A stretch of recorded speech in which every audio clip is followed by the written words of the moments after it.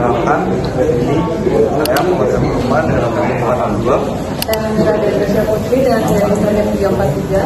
Saya Rudian Nisa dengan nomor 014. Dan saya Nurul dengan 5664. Kami akan review dari.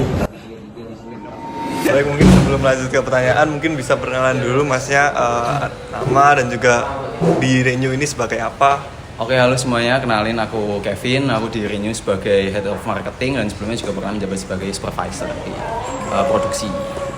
Oke, mungkin untuk sebelumnya mungkin bisa diceritakan dulu mas, gimana sih awal mulanya si Renew ini berdiri? Oke. Jadi sebenarnya Renew ini berdiri dari tahun 2024 di bulan November ya teman-teman. Jadi emang Alan ini ngajak Fikri buat, Alan tuh kalau nggak salah ada tugas kuliah juga, bisnis juga, ya ngajak Fikri, yang Fikri emang fokusnya di lingkungan. Awalnya mereka tuh mau bikin pengolahan maggot, cuman karena pertimbangan kalau makhluk hidup kan susah buat pemberdayaan budidaya dan lain sebagainya, mereka memutuskan buat ke recycle plastik. Jadi mereka juga udah ngeriset pasar dan sebagainya, emang prospek kedepannya bagus sih buat recycle plastik itu sendiri gitu.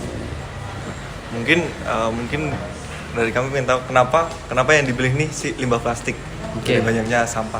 Oke. Ya sebenarnya limbah plastik sendiri kan emang limbah terbanyak di Indonesia sebenarnya. Jadi emang bagus lah buat branding dan sebagainya, buat mengolah si limbah plastik sendiri. Sebenarnya masih banyak sih kayak limbah tekstil dan lain sebagainya, cuman memang paling urgensinya paling tinggi adalah limbah plastik.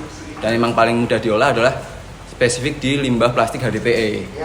Kan plastik jenisnya ada banyak banget, PP, HDPE dan lain sebagainya, cuman paling mudah buat diolah lagi adalah yang HDPE.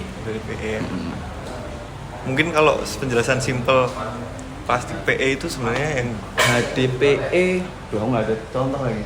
Kalau kalian tahu ini tutup botol aqua atau tutup galonnya itu HDPE. Itu HDPE. Atau botol oli itu juga HDPE. Berarti plastik yang tipe lumayan keras. Yang tebel, iya.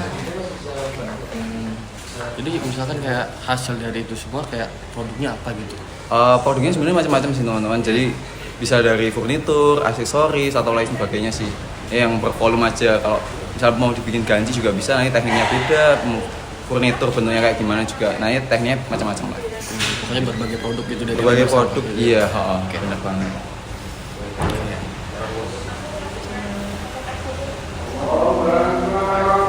mungkin kalau dari pihak Renew sendiri sebenarnya dari awal targetin marketnya itu untuk siapa sih ini?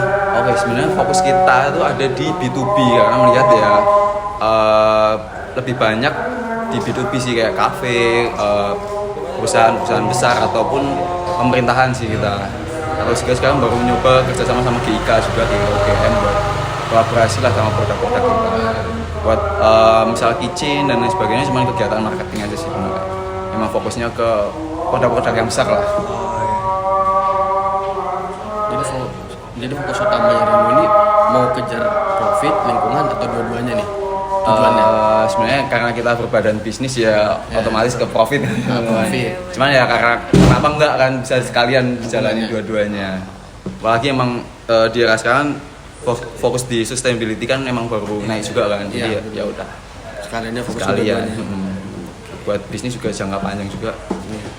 Buat lingkungan juga terbantu gitu. Bisnis di bidang waste tuh nggak ada matinya sih teman. Kayak sampah tuh nggak bakal pernah habis menurut gue. Pasti ada terus. Kalau isu jangka panjangnya atau kayak visinya gitu, apa visi dari organisasi yang Mas bangun ini?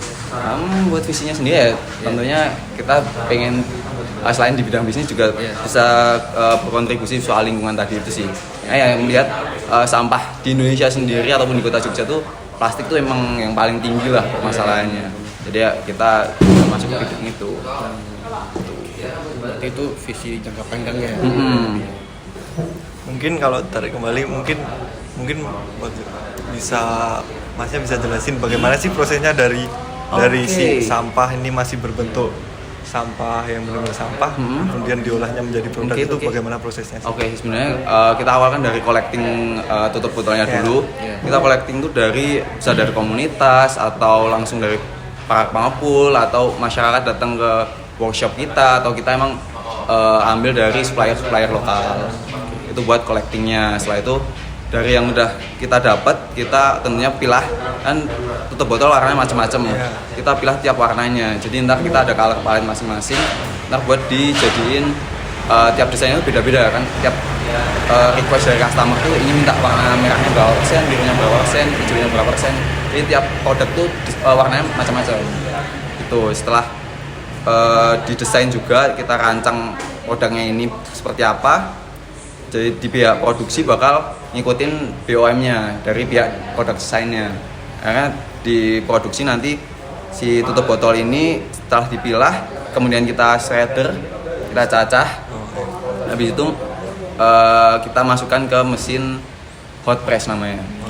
Hot press itu buat ngelelehin si plastik-plastiknya. Itu kalau di kita ukurannya 2x1. Mesinnya gede 2x1 meter, pakai ada frame-nya, kayak di bawah kasih plat, terus ada frame. Ntar kita bikin cacahan plastiknya menggunung gitu. Terus nanti tutup lagi sama plat. Terus nanti mesinnya ngepres ini. Itu buat titik lelehnya ada di sekitar 200 derajat selama 4 jam kalau nggak salah. 4 jam di press gitu. 4 jam di press. Setelah itu ada mesin kedua namanya cold press. Dia buat pendinginan setelah press, dia ada di 8 jam. 8 jam. Setelah itu baru keluar. Habis keluar biasanya kan dibentuk kotak nih. Kalau kita mau bikin meja ukuran gini ya tinggal dipotong sesuai ukurannya. Atau mau lingkaran juga bisa pakai mesin CNC namanya. Kalau kotak enggak sih. Kotak enggak pakai mesin CNC. Nah setelah itu ada di flattening, karena material plastik itu biasanya nggak bisa rata. Iya benar. Terus butuh kita flattening dulu. Terus kita polish biar bisa mengkilat lah. Dia mengkilatnya bisa kayak marmer kalau teman-teman tahu. Kurang lebih seperti itu sih produksinya. Berarti untuk proses produksinya lumayan panjang ya? Cukup panjang. Panjang ya? Waktu juga panjang ya. Iya. Dan hot pressnya 4 jam. Cold pressnya 8 jam. Masih kita milahin juga kan tadi. Yang lama sebenarnya lebih lama lagi milahinnya ya. Ngumpulin berapa kilo. Jadi satu loyang itu 2x1 tebalan 1 cm atau 2 cm itu butuh 20 kilo. 20 kilo cacahan tutup botol lagi. Berarti untuk kalau seperti itu untuk pemanasannya itu PO atau dari pihak ini udah ready stock berapa? Oh, pemasanannya kita by order aja sih. Oh, karena by order. Kebutuhan customer kan beda-beda ya. Ada yang butuh meja seperti ini, ada juga yang kemarin tempat dudukan WC dan sebagainya. Jadi emang by order customer aja sih gitu. Dan itu nanti bisa by request-nya Mau gimana. Ntar kita ada mix material juga. Jadi nggak harus full plastik, tapi bisa mix juga. Bisa mix. Mungkin kalau dulu Reno ini dapat inspirasi atau dapat referensi ini dari mana sih kok bisa mencetuskan buat produk seperti ini? Sebenarnya ini udah ada ini sih, udah banyak sih di dunia. Kayak yang pertama kali itu kalau nggak salah tuh ada di London, tapi aku agak lupa negaranya mana. Tapi namanya Precious Plastic. Kalau teman-teman cek itu ada namanya Precious Plastic. Dan sebenarnya di Jogja juga, di Indonesia juga ada Precious Plastic Bandung dan lain sebagainya. Emang tiap negara nanti punya namanya Precious Plastic mana. Cuman kalau nggak salah yang pertama tuh di London itu. Gitu.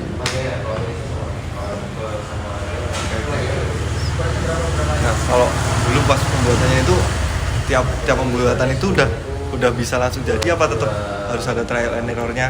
Pasti ada trial dan error.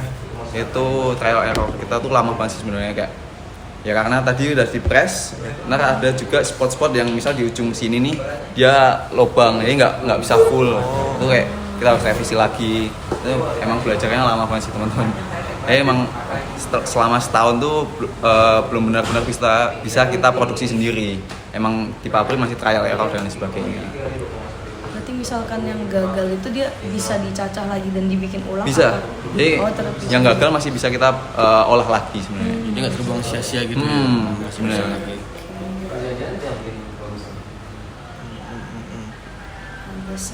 Mungkin untuk saat ini dari pihak Reno sendiri apakah ada kerjasama dengan pihak komunitas atau pemerintah? Komunitas kita tuh ada sama, aku lupa lagi namanya. Ada komunitasnya tuh bergerak di oma-oma, jadi memberdayakan oma-oma mereka di bidang plastik juga. Terus kita juga kerja sama Lokalogi. Lokalogi itu kalau itu dari pramukanya UGM, di tiap event dia nge-collecting sampah dan sebagainya.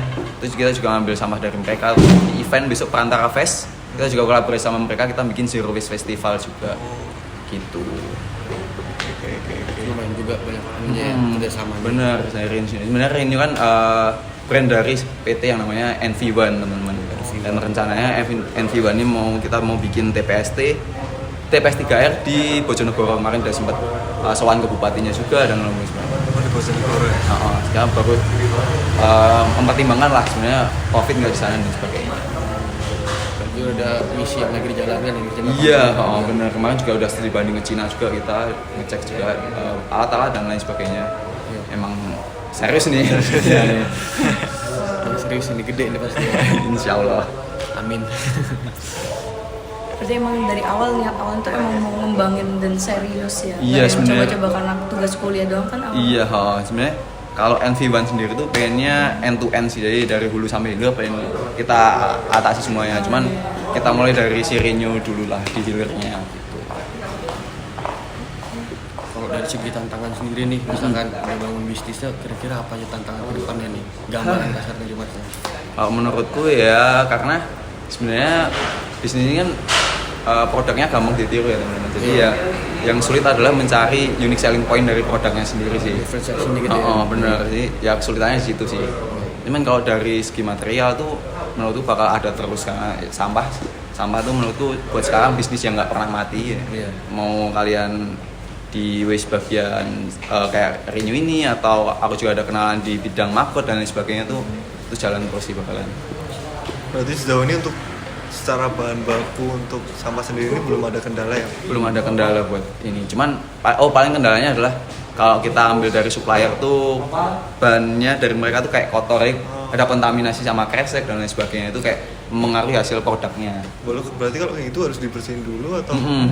Ya kita kalau nggak cari opsi supplier lain lah. Tapi paling bagus sebenarnya ya kita ngolah sendiri di pabrik sih.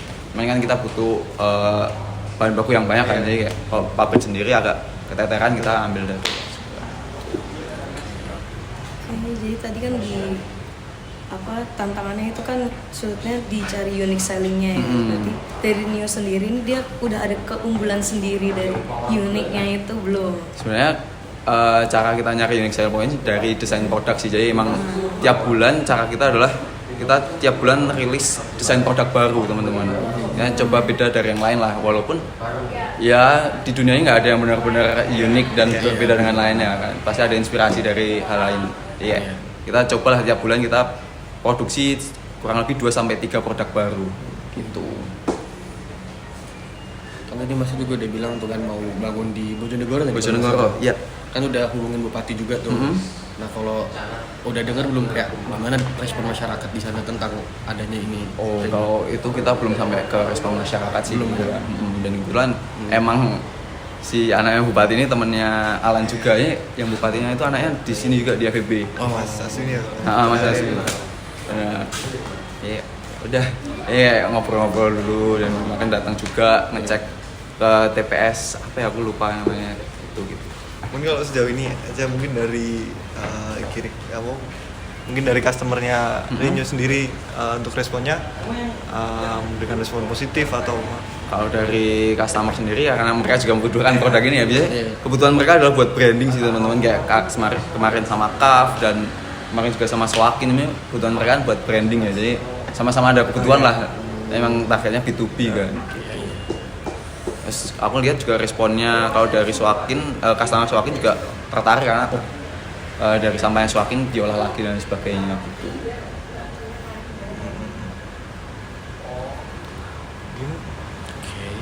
Apa lagi? Mungkin ada yang mau ditanya ini? ada lagi? Udah. Lagi nggak? Ada pertanyaan lagi? Mungkin ini aja deh Mas, buat sekalian buat penutup mungkin ada saran nggak? Udah penutup ya? Ya. Wah, aku masih semangat cerita ya nih. Aduh, boleh. Mungkin Apa yang belum diceritain nih kira-kira? Aduh, aku juga bingung nih. Kasih pertanyaan dong.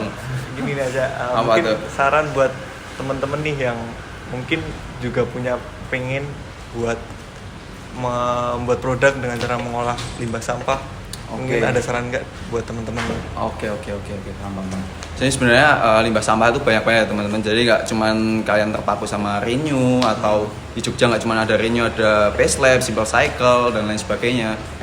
Ada juga yang Makot tadi dan ada juga di tekstil tuh aku juga tahu dia bisa jadi insulator panas dan lain sebagainya. Jadi sebenarnya kalian dalamin dulu bidang sampah-sampah ini ada apa aja sih, terus kalian spesifikin lah kalian mau terjun di bidang mana, terus bakal diolah seperti apa gitu. Dan juga dilihat kayak sebenarnya ada nggak sih kebutuhan dari masyarakat atau calon customer-nya soal produk ini. Karena kan biasanya kita tuh bikin produk dulu baru nyari calon customer-nya kan. Ini kan pasarnya gitu. Balik kan. Kita ada nggak sih marketnya, baru kita kasih solusinya gitu. Itu cari target pasar dulu baru produknya gitu ya. Yes, benar banget. Oke. Ada lagi nggak? Dari aku. Nah, cukup. Ya. Baik, mungkin dari kami sekian Mas. Terima kasih udah meluangkan waktunya, udah mau kami interview. Terima kasih banyak. Mungkin sekian dari kami. Sekalian buat nutup buat teman-teman semuanya. Terima kasih. Terima kasih sudah menonton juga. Assalamualaikum warahmatullahi wabarakatuh.